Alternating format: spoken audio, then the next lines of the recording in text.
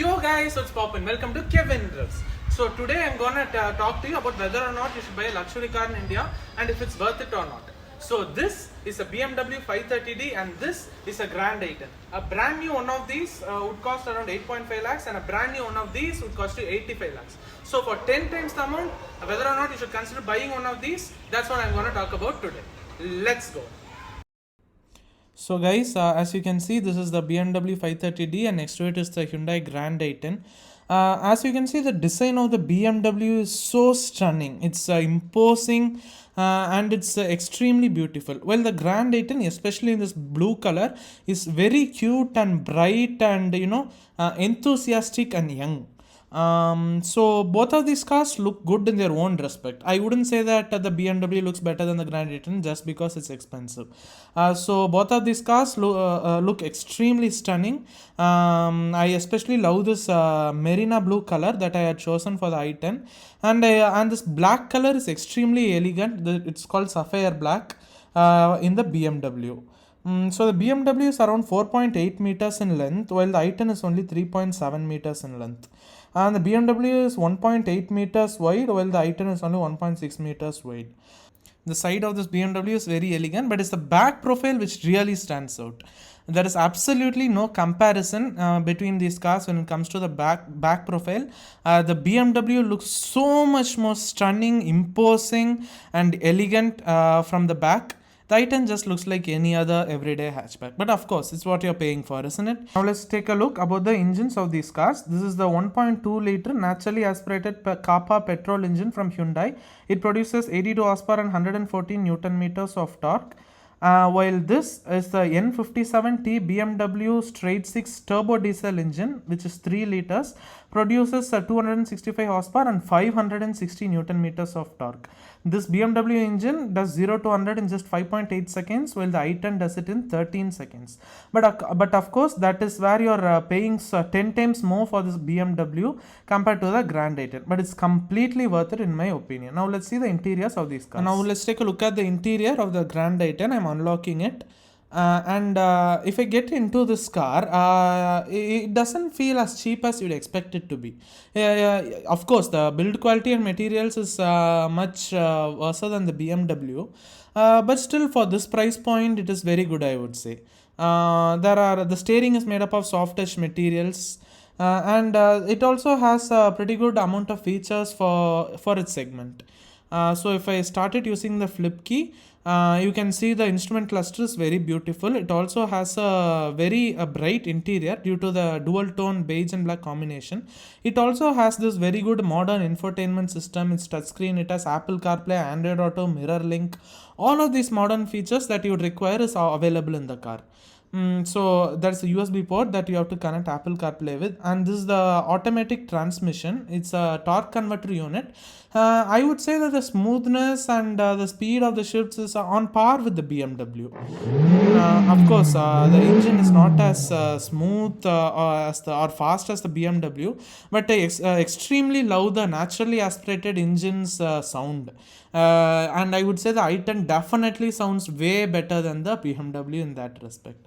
And the steering is very light. It gets a power steering, of course. The seats are also very comfortable. It's very soft, but the rear legroom is a bit lacking. But when I'm talking about that, the BMW is not that good from the rear legroom standpoint either. So let me go to the back of the Grand i10. This also has a very elegant appearance. If I open the boot, you can see the boot is pretty big. I have a lot of crap in it, of course. This is a very elegant, beautiful car. I lock it. Now let's move to the BMW. Right from the key, you will see the special experience. It's every time it's an event when you're getting into this car. It makes you feel like a king. Of course, you'd be a king when you buy this car. As you can take a look, the interior is a billion times more luxurious than the i10, especially the rear seats. It has more legroom, but not too much more. The rear entertainment system is really cool too. and quality, the build quality and the materials is in a completely different league compared to the i10. Every single thing feels extremely well put together and beautiful. We can keep the key right there and press the start button to just start it. The steering comes down and greets you. There is this beautiful instrument cluster along with the iDrive 10-inch system. Everything is very modern and beautiful.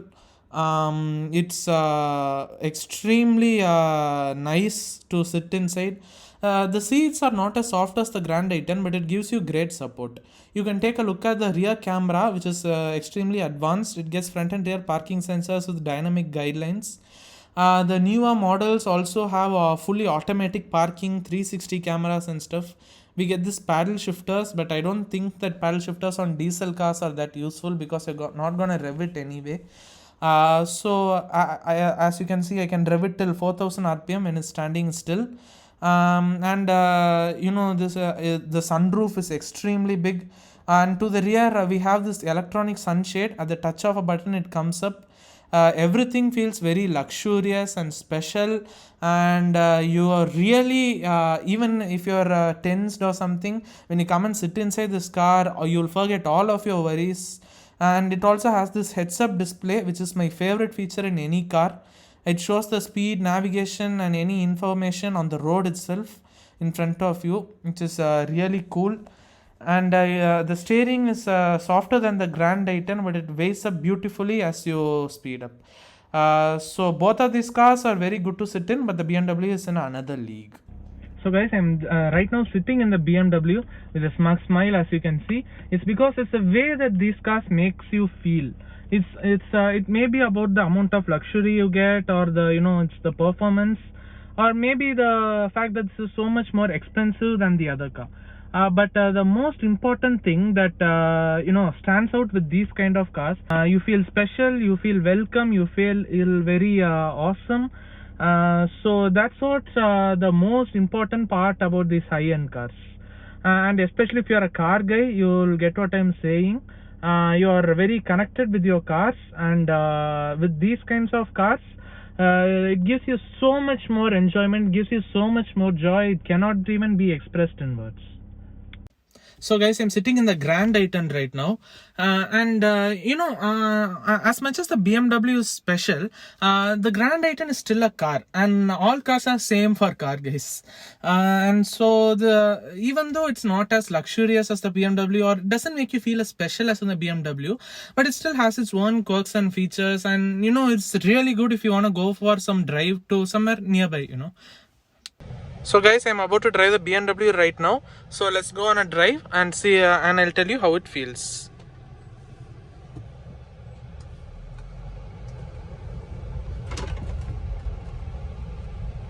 So guys, I'm driving the BMW right now.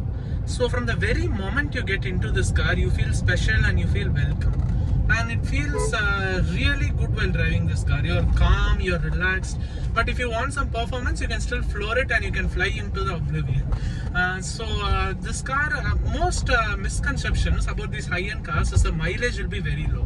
But that is not the case at all. No matter how hard you drive this car, you get around 8 kmpl at least. Even in the i10, I get the same 8 kmpl. So it's not a big difference. But of course, in cars like Suzuki, Swift or something, you get around 20. But even in BMW, you can buy cheaper or less powerful models, and you can get the same mileage. So that is not the issue. So the most important thing about these cars is the performance. It just absolutely flies. Let me put it in sport mode, and if you floor it, you can see the car immediately takes off, which is really beautiful, and it gives you really good confidence. So I'm already at 140, as you can see. I'll slow down. So as you saw that you can never do this with something like an i10, and even if you manage to do it, it's not safe at all. So in this kind of cars, it's the fun. No matter how much time, if I floor this car like that, I will not feel bored. This is a really fantastic experience. If this performance alone is worth the 10 times extra over the Grand i10. And of course, apart from that, you have several other features too. It has a very good steering control.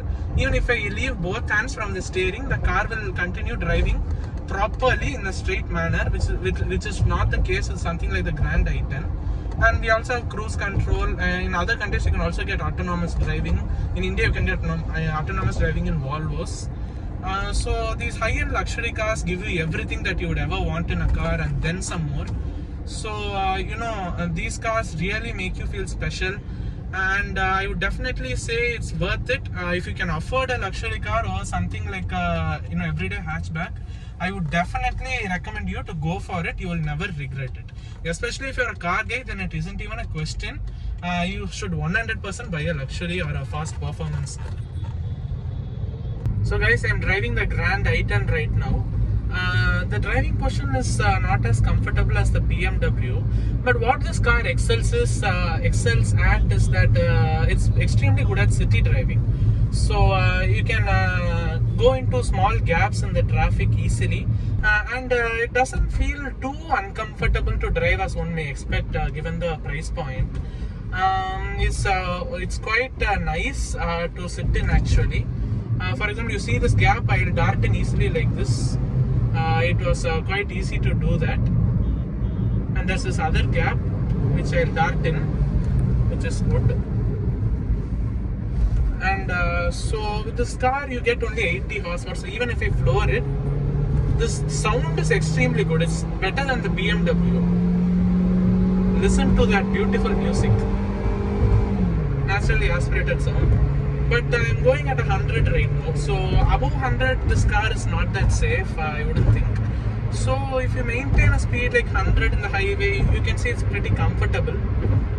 It's not that uncomfortable. Of course, BMW performance you cannot expect here, not the BMW comfort. But it's not a slouch either. But while comparing with the BMW, the point of this video was, if you could afford both of those, which one would you rather go with? Most people, they think that BMWs are high maintenance and they're low mileage, and they go for cars like these. But I wouldn't think so, because you can get those serviced at like 10,000 rupees outside. Of course the parts are a bit expensive, but the mileage is also the same as I told. So where this car excels is, it's for city driving. For daily driving you can purchase a high-end luxury car, not just a BMW. Anything like Mercedes, BMW, Audi, Volvo, Jaguar, Land Rover, Lexus, anything will give you much more pleasure than driving one of these. So that's what I had to say about this. I'll make the point of the video more clear in my conclusion. So what was the point of this video? So obviously comparing a BMW 530d with a Grand i10 doesn't make sense. So why did I do this? So I just wanted to compare a normal luxury or a high-end car with a normal everyday car. So while doing so, like most people think that luxury cars are more unattainable, or they are not that easy to maintain. So that is not true at all. So luxury cars are very easy to upkeep, and they're easy to drive around for your everyday purposes. So generally using something like an everyday hatchback for your daily driving, and all the time if you use it, it gets pretty tiring. But that doesn't happen with a luxury car. So if you have the means to get a luxury car, either new or used, because most of the times a used luxury car is going to cost the same as buying a new everyday car. So in that case, I would always recommend you to go with a used luxury car. Even if you have the budget to go with a new luxury car, I would recommend you to go with that, because they're very easy to upkeep, and they're very easy to use it for your everyday purposes. Of course, if you're living in a very unsafe neighborhood where you're afraid of people scratching your car, or if you're only going to drive around short distances inside your city, then obviously getting an everyday car makes more sense. You don't need to pay 10 times more for a luxury car. But in most other cases, getting a luxury car is always better than getting an everyday car. So hope you enjoyed this video, guys. Be sure to like, share and subscribe. Make sure to click the bell icon. I'll also do a Tamil version of this video in the near future, so stay tuned for that. And Kevin Dress signing off. Peace.